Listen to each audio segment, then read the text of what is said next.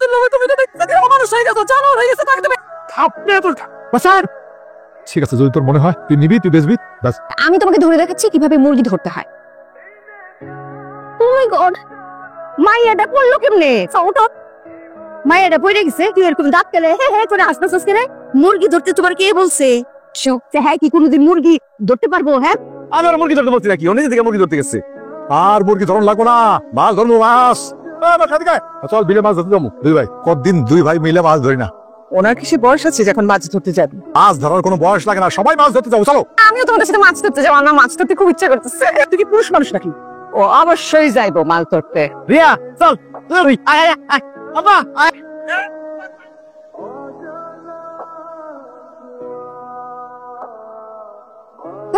বাহ, আবার শুরু হয়ে গেছে হাঁচি কাশি। এত দম কাটতেছো কেন? হ্যাঁ, তুমি যাও তো, আমরা দেখতেছি। ঠিক হয়েছে বাবা, ওই আমার মাটা।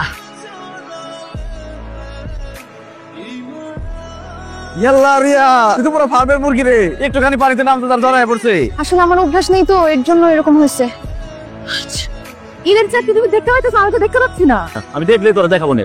আমি তা দেখছি, গত বছর দেখছিলাম। তোমার দুষ্টামি করার অভ্যাস আর গেল না। তোরা যে আগে চাঁদ খুঁজে বাইর করবি, আমি তারে 500 টাকা দিব। আল্লাহ বাঁচালে। কতদিন হলো তুমি আমার হাতে মেহেদি দিয়ে দাও না? মেহেদি নিয়েছি, দিয়ে দিবে। আমার দিয়ে দিবা ফুপু। আমি আমার টাকাতে মেহেদি কিনে নিয়েছি, তোর হাতে দিব কেন? আমি লাগাও। ওই ব্যাকুল পোলা, তুই পোলা মানুষ, তোর কি এর মেহেন্দি লাগবো? হ্যাঁ জুলেখা, গিয়া মামুনির হাতে সুন্দর করে মেহেন্দি দিয়ে দিবি। হ্যাঁ,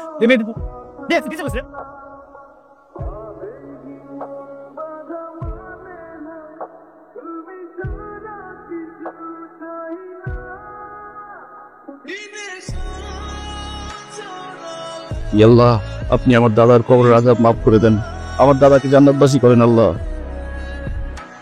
চলো ভাই, যাচ্ছ আমার হাত দারাজ কর। জামা ঠিকঠাক মতো হয়েছে তো না? জি জি, এবার সালামি দাও। আমাকে সালামি দিতে হবে। দিয়া দাও, কি করবা? এবার তুমি সালামি দাও। কারে কয়? এটা আমার ভাই দিছে, আমি দেবো না। আরে যাতা আলাদা আলাদা। কিপটাপি করবি না, দিয়ে দে যাতে ইচ্ছে।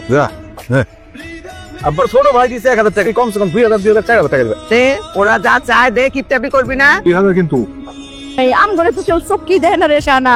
বুঝছি। লাগাইছ না। থ্যাঙ্কস। তো বড় লোক হয়ে গেলাম না। তারপরে কিন্তু আমি একটা কথা বলতে চাই, তোমাদের এই আক্কেলটা দেখে আমার খুব কষ্ট লাগলো।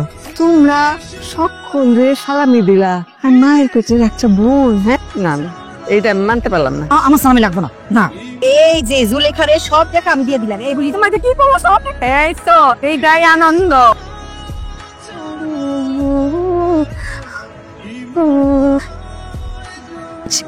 আমি রেডি। এভাবে টাকা আসছো কেন? শহরের মেম সাহেব হঠাৎ শাড়ি পরছে, কারণটা কি? দাদি বললো ঈদের দিন তো, দাদি তার একটা শাড়ি দিয়েছে, সেটাই পরলাম। তুমি এত সুন্দর, এই কোনোদিন খেয়াল করি নাই। থ্যাংক ইউ শিমুল ভাইয়া, তোমাকে কিন্তু অনেক সুন্দর লাগতেছে। তুমি তো দেখতে সুন্দর আছো, এখন আমাকে গ্রাম ঘুরায় দেখাবা। ঠিক আছে, চল।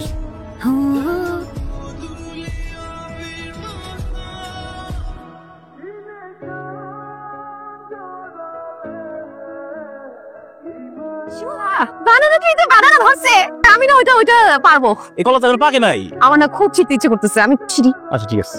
কিন্তু ধরতে পারতেছি না, আমাকে একটু উঁচু করা তো। আমার কাছে এই কুন্ডরি সাবার কলা গাছ থেকে তুই কলা চুরি করতেছস তোর বাড়ি করে? আমি এক্সট্রিমলি সরি, আমি আসলে ঢাকা থেকে এসেছি। আরে সর্বনাশ, আজকে তোরে কলা গাছের লগে বান্ধু দৌড়ে করে।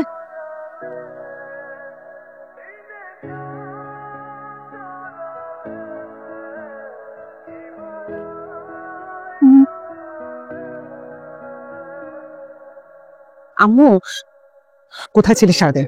রিয়া তো সারাদিন আমার সাথে। চুপ করো, কি হলো? শিমুল ভাইয়ের সাথে একটু গ্রাম ঘুরে দেখতে গেছিলাম। ওদের সাথে আমাদের যায়? একটা অশিক্ষিত গ্রামের আনপাড় ছেলের সাথে? এই জন্য যে তুমিও এরকম চাষার অশিক্ষিত হবি?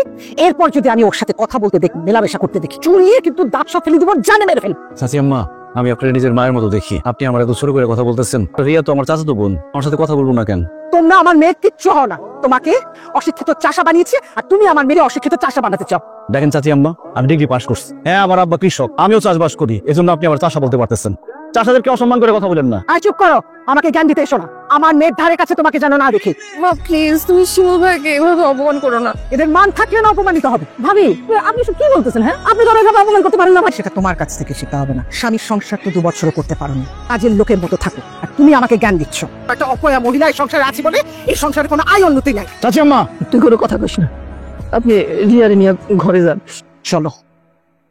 ফুপু, চাচি আম্মা তোমারে আমার এত অপমান করে কথাগুলো কেন? কষ্ট পাইস না বাবা, তো আসি আম্মা তো মুরব্বী না, মেজাজ ঠান্ডা হইলো সব ঠিক হয়ে যাবে বাবা। তোর আম্মার এসব কথা কইস না।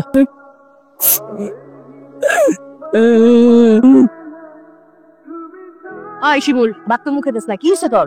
খাইতেছি মা। রান্না কেমন হয়েছে? খুব ভালো হয়েছে ভাইজান। কারণ আছে, আম্মাই তো রানছে।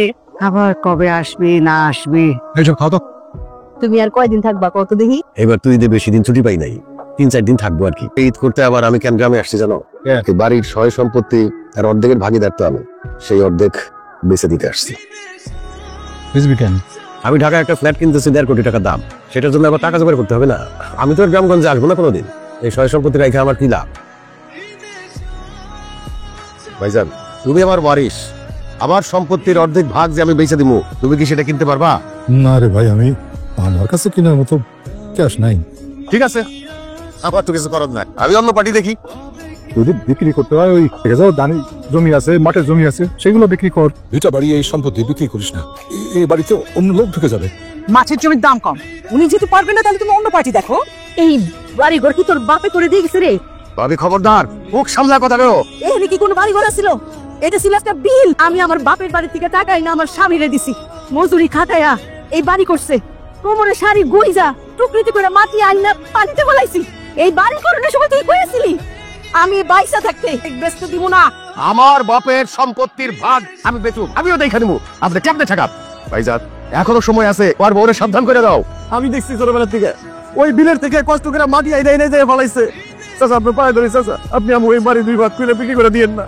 আমি কারো কোনো অনুরোধ রাখতে পারবো না, আমি এই জমি বিক্রি করুম। এটা তোমার বাপের বেটা। ভাই এ বাপু হিটেটা তুমি বিক্রি করে না। এই সত্যি কথা কাজ, তুই নিজের জামাইয়ের সাথে তুই ঘর সংসার করতে পারো তাই? বাসার এরকম করে কইতে পারলি তুই? এই ভিটা মাটির এক অংশ তুই বেচতে পারবি না। তাইলে কি করবা তুমি? ছোটবেলা থেকেই তো দেখাই তোমার বড় পোলাই তোমার আসল পোলা। তুমি দাদির সাথে এভাবে কেন কথা বলতেছো? তোর সাথে কষ্ট পাচ্ছে। কষ্ট পাইলে পাক, আমি এই জমি বিক্রি করবই। মেলা দিন পরে আপনার লগে দেখা হইলো। আমি তোমার কাছে আইসি একটা বিষয় নিয়ে আলাপ করতে। তুমি তো জানো আমি আমার পরিবার নিয়ে ঢাকায় থাকি, সেই জন্য চিন্তা করছি ঘর সয় সম্পত্তির অর্ধেক ভাগ যে পাই আমি সেটা বিক্রি করে ফেলাবো। তা আপনার তো ওয়ারিশ আছে, দূর কি যে কও না তুমি, সে কিনতে পারবো না। আপনার ঘরে এই বাড়ি বিটটার প্রতি আমার একটা লোভা আছে। এটা তো আগে বিলের জায়গা ছিল, চোখ বন্ধ করে কিনা ফেলাম। দাম দর নিয়ে সমস্যা হইব না, যা যা আছে কাগজপত্র আপনি সব রেডি রেখে তাহলে 2-4 মধ্যে টাকা টোকাতে লিখে লইলাম। জি কাকা, আসি, এই পাশটাই বিক্রি করুন। ঠিক আছে কাকা, দলিলটা নিয়ে আসেন আর আমদাদ কাকারে ডাকেন। আমদাদ চাচা যে পাশে থাকের জমিটা আমি নিতে চাই, যদি আপনি দেন। ঠিক আছে, এটা আপনি কেমন কথা বলেন চাচা? ওই পাশে আমাকে থাকার ঘর, তাহলে আমরা থাকুন কই? আমার ঘর যেটা সেই ঘরে থাকবি তোরা। আমার ভিটা মাটি আমি জীবনেও ছাড়ব না। মনে হয়েছে যে আমি সই আমি বেচুম। সম্পত্তির লোভে তুমি তো দেখতে মানুষ হয়ে গেছো, জানো হয়ে গেছে, তাকে তুমি আপনি এত বাসার ঠিক আছে, যদি তোর মনে হয় তুই নিবি, তুই বেচবি, ব্যাস আজকেই ঘর থেকে বাইরে আসুন। কোনোদিনও না। তুই নিয়ে এসেছিস অনেক টেক টেক, আমার মা বড় আগে হাত তুলবি না। তাহলে তুই লই। চাচা, আমার আব্বাই তার জীবনের চাইতে আপনাকে বেশি ভালোবাসে। কত রাত যে আব্বা আপনার কথা কয়ে কাঁদছে, শুধুমাত্র আপনার লেখাপড়ার খরচ চালানোর জন্য আব্বাই লেখাপড়া বন্ধ করে দেয়। সেই মানুষটার আপনি আঘাত দিয়ে কথা বলতে পারলেন, সেই ঘর থেকে তারা বাইর করে দিলেন। আপনার পশ্চিম মতো পরিবেশ, তোর বাপ মারে লইয়া কালকের মধ্যে ওই ঘর থেকে বাইরে ভেঙ হয়ে ঠেংলা রোজ।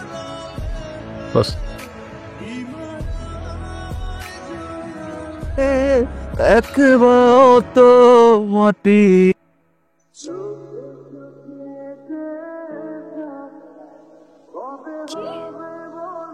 আব্বু, দাদি মারা গেছে।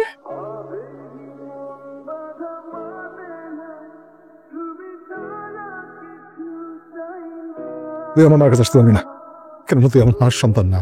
যদি মার সন্তান হতি তাহলে মানে এত কষ্ট দিতে পারতিস না।